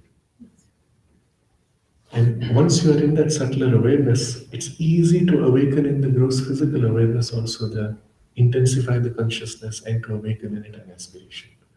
So our goal in this was just to touch these experiences briefly. Once you have the experience, you do not need to go through a long process. You can simply turn your attention and do it. And this is the direct method. And once you can do it like this, you can do it in the midst of any activity. Our intention in this exercise was to get you to a point where you experience something and then you have to follow up on your own to develop and deepen the experience. So we'll end with this.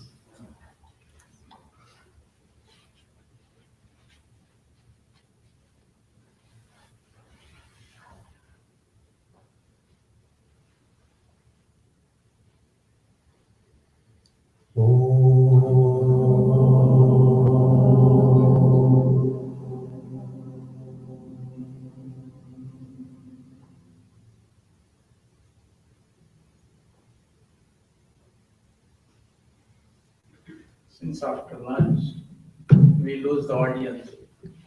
And then I have to give some announcement. So first is, we've been talking about supplements of the new age, and it's a book called The Golden Bridge. So how we connect from old to new. So this is a Golden Bridge book. Each one can help yourself. It's right here. Just take one copy to yourself. Then there is a very nice message. It's very interesting. I might want to read it, and it will be in each book. The world will trouble you so long as any part of you belongs to the world. It is only if you belong entirely to the divine that you can become free. You can practice this. I do this, and it's like serving. Then, this year was a leap year, 29th February. I was in ashram, so there is a special blessings. So you help yourself, take it. There's other blessings too, because some people will leave early this evening, so we have just put it. Help yourself.